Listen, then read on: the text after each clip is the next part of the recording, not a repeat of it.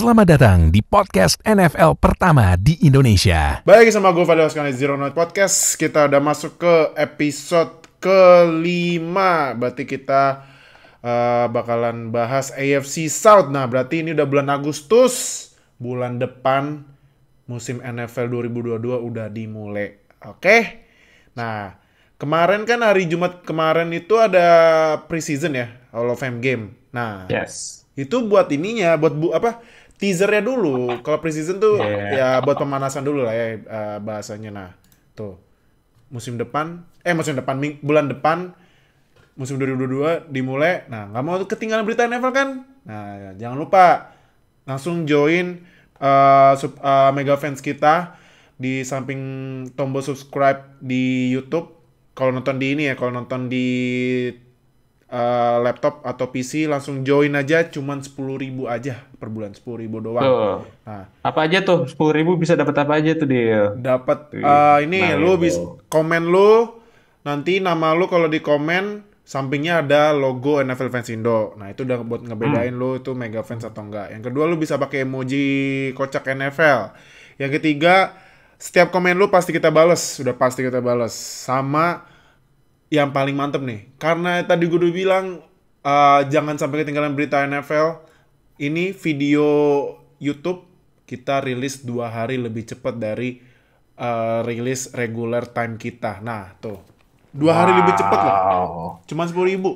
Nah jadi biar nggak ketinggalan nih karena udah bulan depan musim 2022 udah dimulai. Nah jadi langsung aja klik tombol join di samping subscribe, cuma 10.000 bisa bayar pakai kartu kredit atau Shopee Pay atau Dana atau GoPay ya, itu semuanya udah gampang banget. Jadi udah langsung aja join ya biar nggak ketinggalan sama berita-berita NFL terupdate. Oke, jadi langsung aja nih bareng sama Oka di sini kita langsung nih bahas tim divisi jagoannya Oka nih, AFC South. Karena ada Texans.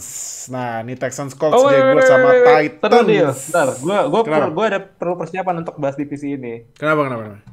Oke, gue siap. Wih, langsung pakai topi lah. Biar lebih lengkap lah, karena backgroundnya ada Iya. Texans ya. Nah, topinya juga iya. lah. Yoi. Nah, jadi tapi kan gue bahasnya sesuai peringkat ini ya, peringkat musim kemarin. Nah, jadi pertama gue mau ini dulu bahas Titans. Nah, Titans ini nih kemarin pas di draft langsung breaking news thread yang langsung pas lagi nonton draft langsung pada Geger kaget semua tuh. ya, langsung hah, buset, cepet banget langsung di trade gitu aja kan kemarin AJ Brown juga minta kontrak ya, tapi nggak dikasih, ternyata di trade sama Titans ke Eagles buat first round draft pick. Nah, jadinya AJ Brown sekarang di Eagles langsung dapat kontrak baru. Abis itu buat penggantinya AJ Brown, kemarin Titans ngedraft pemain dari kampus Arkansas ya. Itu Yes. Treylon Burks. Nah, menurut lu nih Treylon Burks udah cocok belum jadi penggantinya AJ Brown di Titans? Kalau dibilang cocok atau enggak ya kita harus lihat lagi di penampilannya musim ini ya. Karena dia itu termasuk prospek wide receiver yang cukup mentah, Iya. si Rowe. Tapi secara fisik dia emang punya banyak kemiripan dengan AJ Brown. Dia tinggi, dia muscular juga. Jadi dia bisa main one on one dan physical juga. Jadi emang ada kesamaan antara Treylon Burks sama AJ Brown. Makanya Titans mencoba untuk konsepnya adalah mereka kayak ngebuang pemain yang minta kontrak mahal dan ngedraft rookie yang sebenarnya hampir sama aja kayak pemain yang mereka punya gitu. Iya. Jadi mereka nggak harus bayarin AJ Brown, kalau nggak salah dia dapat $100 juta for years di Iya, Eagles. 1 juta players ya. Betul. Ya, nah itu jadi dia Titans milih Treylon Burks yang secara opsi emang pasti lebih murah karena masih rookie. Jadi mungkin pemikirannya di situ karena mereka juga lumayan tipis juga cap-nya. Jadi emang harus hati-hati dalam memanage kontrak, terutama kontrak mereka yang gede ada di Tannehill di quarterback. Di quarterback mereka juga udah bayar Derrick Henry juga dan offensive line-nya juga. Jadi emang pasti udah ketebak sih AJ Brown tuh bakal di trade pas lagi draft itu. Tapi cepet cepet juga prosesnya itu yang nggak ketebak Iya kemarin. makanya tiba-tiba banget kan sebelumnya trade-nya Hollywood Brown dari Ravens ke ini ya.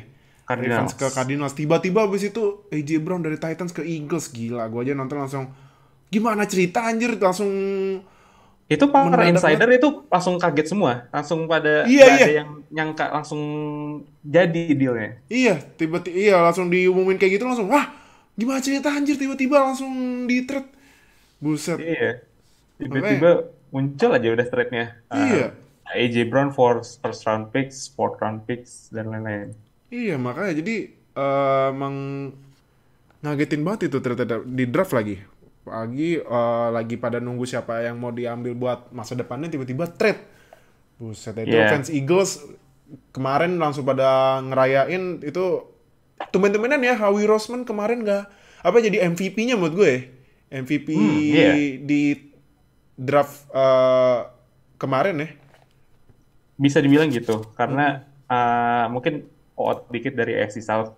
Eagles kemarin juga secara draft dan juga free agency, trade, dan juga signing itu juga salah satu yang mungkin secara ekspektasi dan secara nama emang mereka banyak dapat pemain-pemain yang dibilang bagus lah buat tim mereka. Jadi emang bisa dibilang Howie Roseman kemarin jadi MVP-nya untuk NFL Draft Yo, dan offseason. nah, berarti menurut tuh ini Traylon Burks masih masih ini ya, masih mentah ya. Mentah banget, mentah Mentah banget. banget ya. Ya kita lihat aja gimana caranya Mike Vrabel utilize Traylon Burks dengan Ryan Tannehill sebagai Oke. quarterback. Oke. Nah, next ini tapi kan ini ya, lanjutin dari yang tadi Yes. kan Traylon Burks nih. Hmm, Udah kayaknya bakalan jadi WR satunya karena WR depth chartnya Titans juga siapa abis. lagi ya paling kemarin dapat Robert Woods ya Robert Woods cuma juga baru cedera kan Ya abis Robert sembuh Woods dari baru cedera kan sembuh kemarin pas ACL. di Rams ya Heeh. kan. Yep. Nah tapi ini menurut lu walaupun Traylon Burks datang nih apakah ini nih yang kemarin walaupun sempat cedera nih tapi tetap kalau lihat dari cuplikan training campnya badak nih emang Derrick Henry menurut tuh Derrick Henry masih tetap nge-carry offense-nya Titans gak?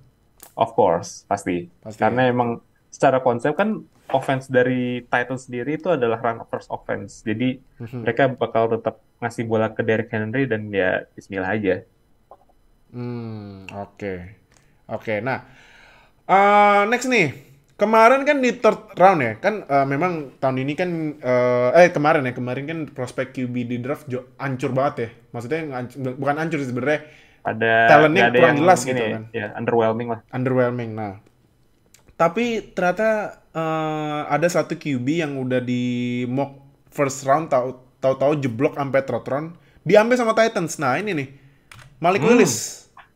wow. Nah, Oke. Malik Willis diambil sama Titans.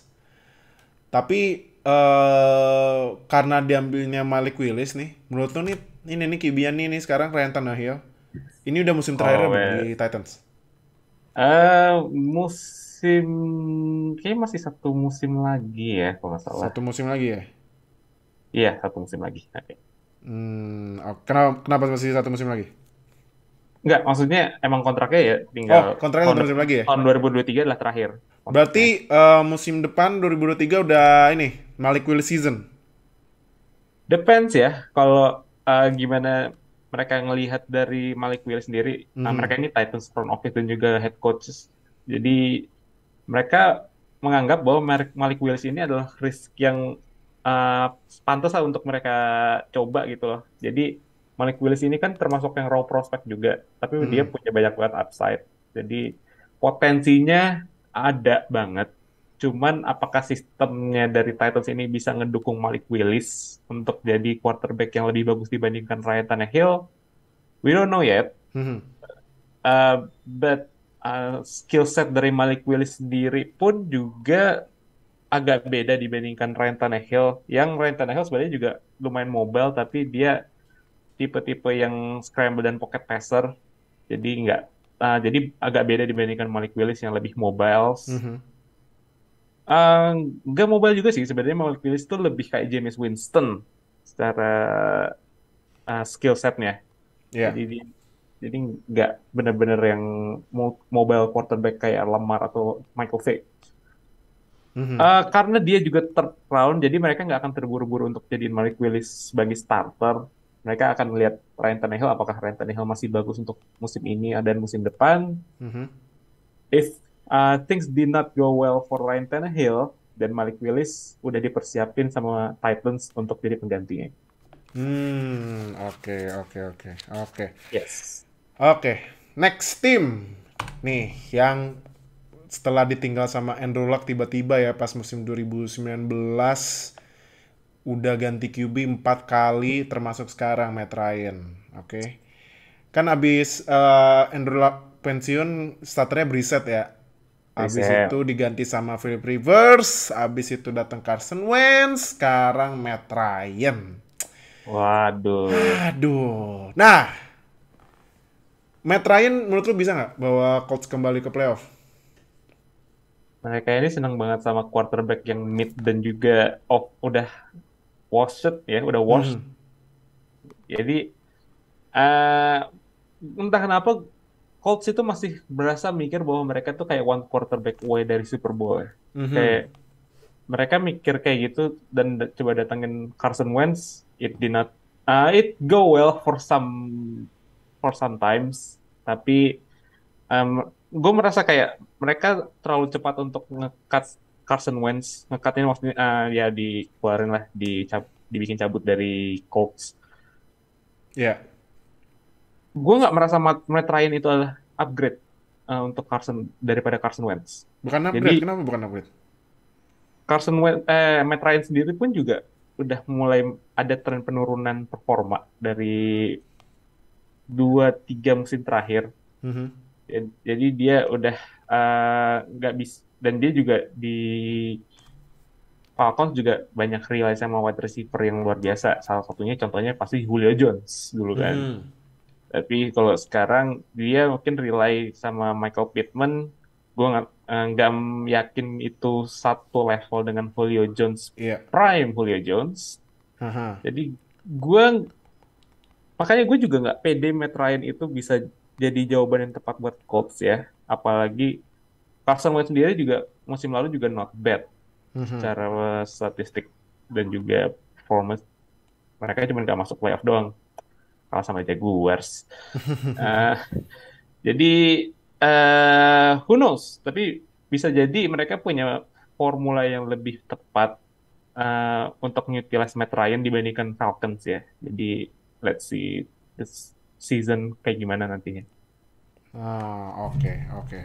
Nah, Colts kemarin walaupun gak masuk playoff karena di week terakhir yang sangat badut itu ya, lawan Jaguars Ah, kalah.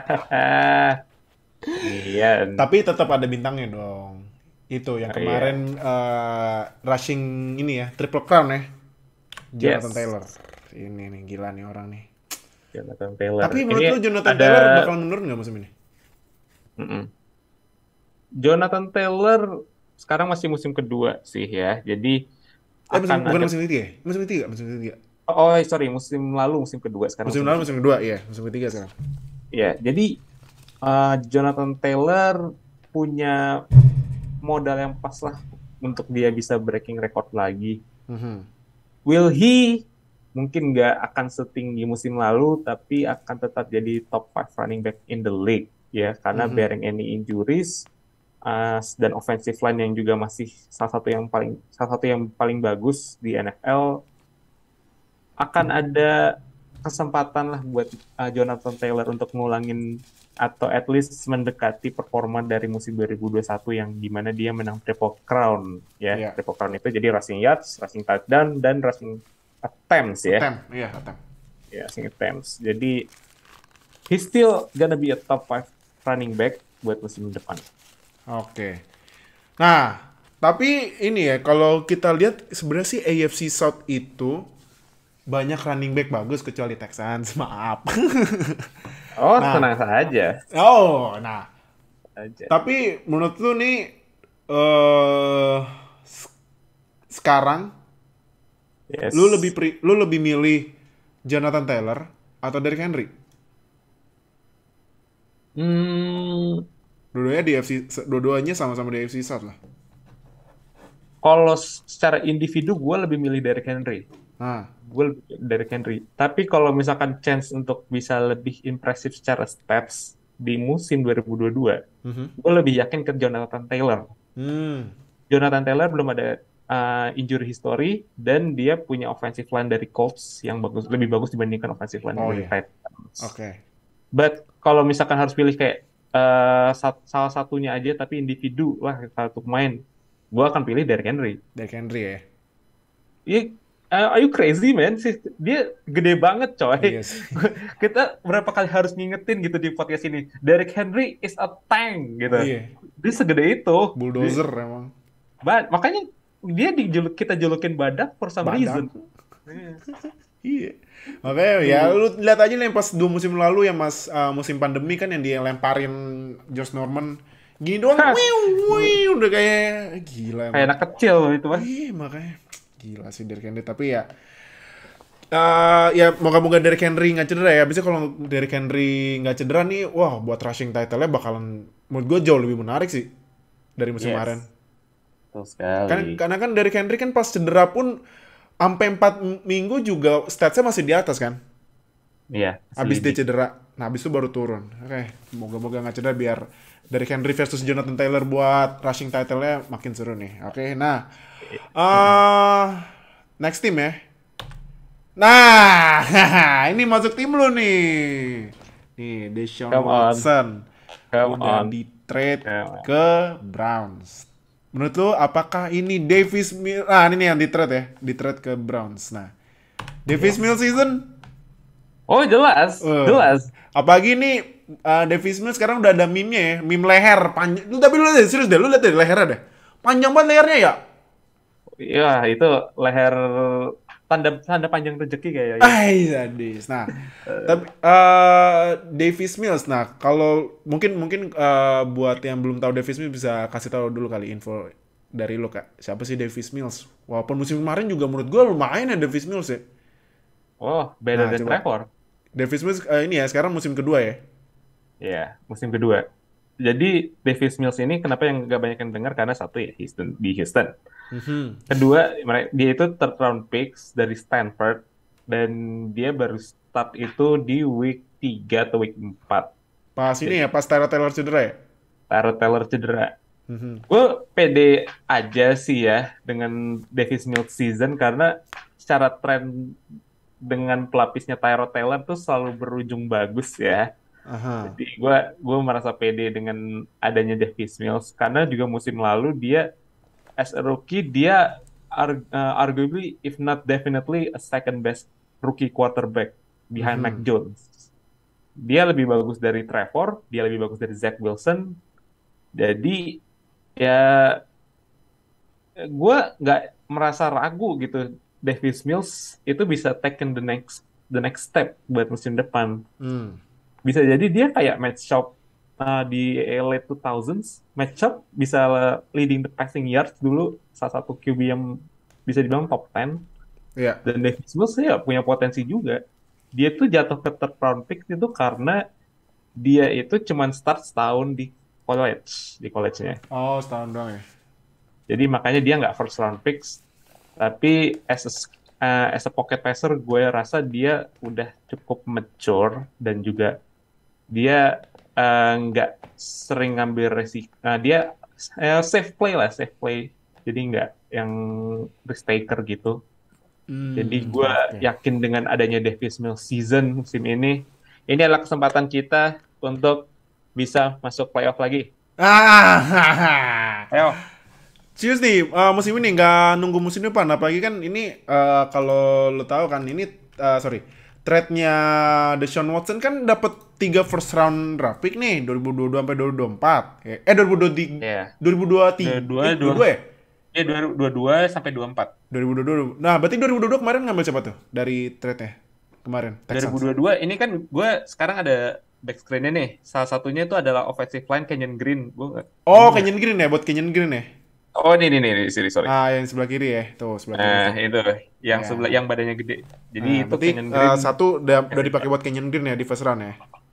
Ya sama kita juga baru aja draft arguably the best cornerback in the draft, Derek Stingley Derek Jr. Stingley ya. Nah, tapi yakin nih langsung tahun ini kesempatan paling gede buat playoff, nggak nunggu tahun depan kan, masih ada 2 lagi nih first round. Ini prediksi yang cukup bold ya. Jadi gue kalau misalkan ditanya bold prediction gue apa, jelas gue akan pilih Houston Texans untuk masuk playoff. Ah. Karena gue punya alasan kenapa gue milih Houston Texans buat masuk playoff. Satu, divisinya sekarang lagi turmoil juga. Jadi ini divisi yang bisa dibilang enteng. Ya, dan juga secara schedule pun kalau nggak salah eh, Houston Texans dan juga tim AFC South yang lainnya juga akan melawan tim dari Oh.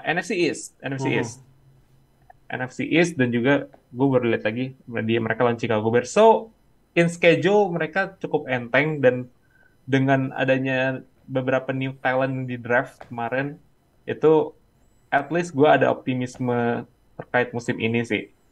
Maybe if not playoffs kita bisa masuk ke over 500 ya atau near 500. Oke. Berarti ini ya, tinggal ngarep dari Browns aja ya. Semoga draft picknya lebih tinggi, agak tinggi dikit biar dapat draft tinggi, dapat prospeknya lumayan ya. Nah, Iya, terakhir. Browns kan nggak diperkuat sama Deshaun Watson sama beberapa games tuh. Itu kesempatan mereka untuk kalah. Jadi Nah, biar iya draft picknya benar-benar. tinggi ya. Gitu.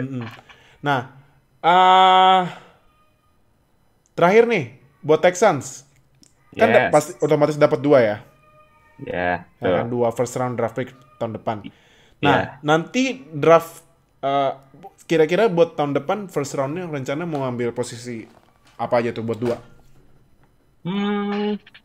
Gue masih harus ngelihat lagi prospek musim depan kayak apa ya.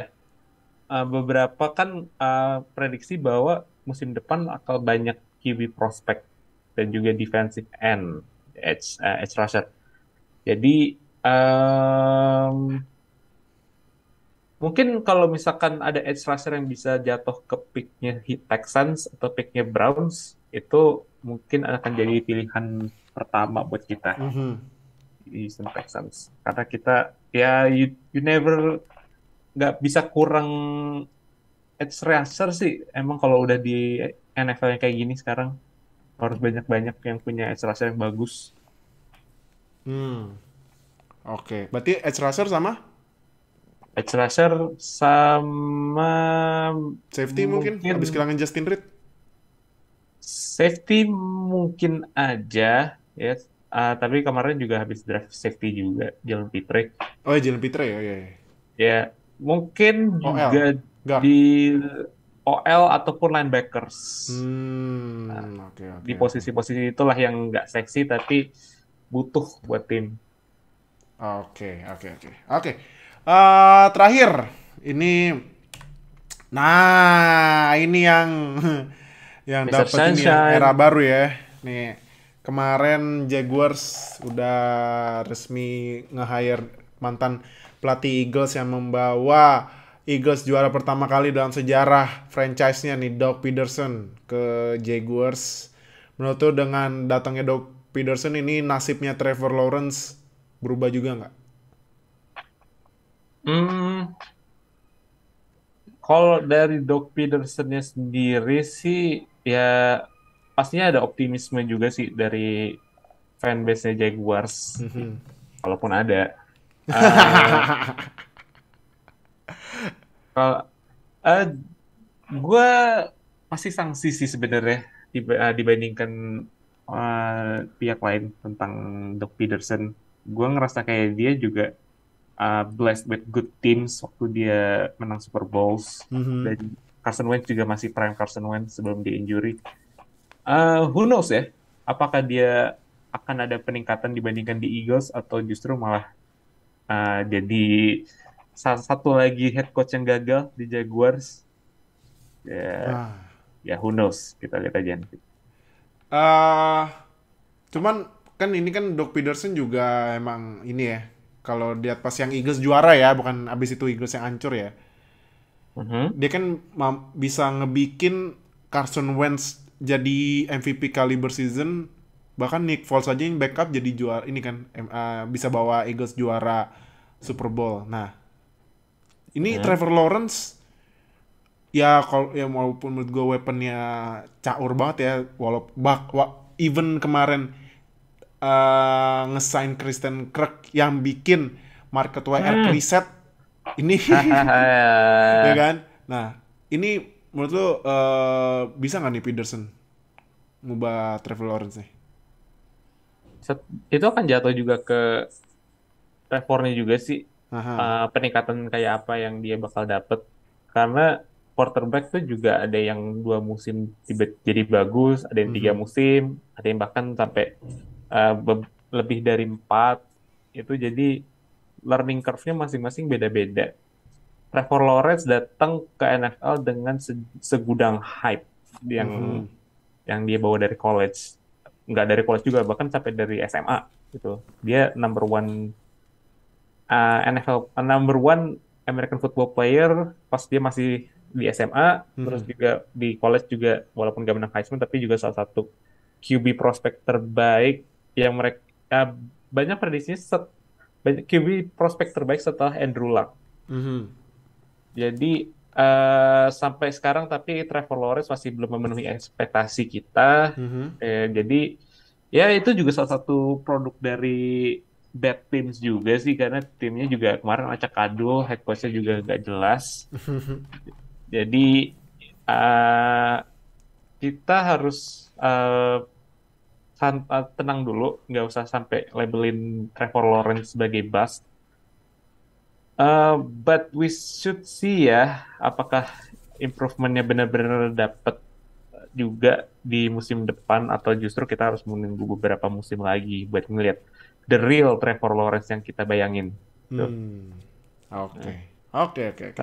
Ya sama sebenarnya juga kemarin kan Jaguars dalam draft juga lebih banyak draft di posisi defense ya. Defense, betul. Apalagi first overall picks mereka Trevon Walker. Itu mereka anggap Trevor Walker sebagai sebagai difference maker buat mereka. Sama juga mereka draft Devin Lloyd dari Utah. Dari Utah. Devin Lloyd dari Utah.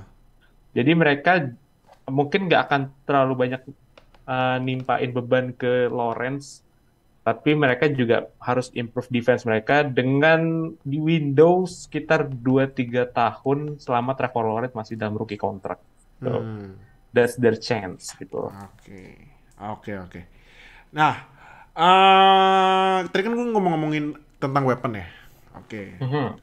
Tahun kemarin itu Jaguars ngedraft running back walaupun udah tahu punya James Robinson kan.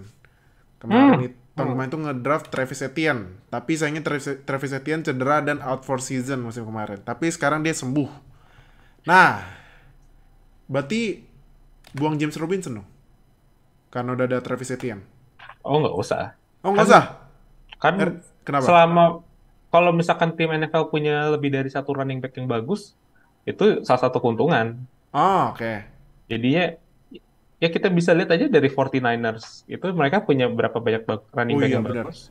Jadi ya selama ada istilah kasarnya fresh legs lah. Jadi yang running back yang masih awet gitu. Ya mereka bisa ganti-gantian carry. Jadi Travis Etienne nanti mungkin bakal first sama second down, James Robinson passing backs. Jadi bisa ganti-gantian antara dua running back ini. But it should be a good partnership ya between Travis Etienne sama James Robinson. Tapi membuat kesal para manajer fantasy ya. Bisa bingung nih siapa nih mau diambil ini kalau RBBC nih. Gue jadi inget quotes-nya Bill Belichick kemarin sih. Dia peduli sama NFL Fantasy dan ya head coach juga pasti nggak peduli juga sama tim fantasi kita. Yang penting dia menang. Karena yang mereka peduliin menang, bukan menangin apa urusan NFL Fantasy sama gue. Iya benar. Nah, berarti ini ya bakalan kerjasama ya ini ya. Travis Etienne sama James Robinson ya? Ya, 1-2 punch. Oke. Nah, terakhir buat nutup podcast ini. Oh iya, tadi gue lupa di intro bilang. Sorry nggak ada Nuhan, lagi ada urusan ya. Nah, terakhir nih. Buat prediksi, jangan Jangan subjektif ya, please. Yang juara AFC South siapa ya? Subjectively speaking pasti gue akan pilih Texans. Tapi kalau objectively ini divisi yang bisa dibilang hampir mirip kayak NFC East ya. Nggak ada uh, NFC East bahkan lebih jelas gitu loh siapa yang top dog-nya. Aha. Tapi kalau AFC South ini dia lebih balance antara 4 tim ini. Iya. Jaguars expected untuk make a big leap. Jadi bisa jadi ada improvement dari musim lalu. Texans sama kayak Jaguars. Terus Colts juga masih dalam tanda tanya posisi quarterback. Apakah Ryan adalah jawaban yang tepat buat mereka. Sama di Titans juga mereka adjustment dari A.J. Brown ke Treylon Burks. Dan musim lalu kan defense-nya juga nggak begitu bagus. Agak menurun dibandingkan 2020. Iya. Jadi ini divisi yang lebih susah untuk diprediksi dibandingkan divisi yang lain. Karena kalau misalkan lo quick scan dari 7 divisi yang lain, itu pasti lo akan menemukan satu tim yang benar-benar top. Ya enggak? Iya, benar. Benar kan? Misalkan NFC South, Buccaneers, NFC West, Buccaneers, ya. Rams, Aha. NFC North, Packers, NFC East, Cowboys, AFC North, maybe Bengals, maybe Steelers, AFC East ada Bills, AFC West ada Chiefs, Iya. AFC South masih belum kelihatan. Jadi itu yang bikin seru dari divisi ini. Dan dengan adanya schedule yang cukup mudah, ini bisa jadi divisi yang nggak banyak orang kira akan jadi bloodbath di musim depan. Oke. Berarti betul dari semua divisi ini AFC South yang paling lemah ya? Paling balance. Gue nggak akan bilang paling lemah karena ya sebenarnya tim NFL is a tim NFL. Tapi gue bilang okay. ya tim yang lebih imbang di antara 4 tim itu adalah AFC South. Oh, divisi imbang berarti ya? Iya. Oke. Nah, jadi itu podcast kita buat kali ini. Thank you yang udah dengerin di Spotify. Thank you juga yang udah nonton di YouTube. Jangan lupa yang nonton di YouTube, kita udah bilang di awal, biar nggak ketinggalan sama berita NFL terupdate, langsung klik join di samping tombol subscribe. Cuman 10.000 aja per bulan dan kalian bakal dapat akses 2 hari lebih cepat dari rilis reguler kita ya. Karena nih nanti sampai Super Bowl kita bakal, ya mungkin sampai musim depannya lagi. Jadi jangan lupa klik join biar gabung sama Mega Fans, NFL Fans Indonesia. Jadi thank you Oka udah join, thank you semuanya udah nonton dan dengerin. Sampai ketemu di episode minggu depannya. Dadah semuanya. Bye-bye. Terima kasih telah mendengarkan podcast NFL pertama di Indonesia. Sampai jumpa di podcast edisi selanjutnya.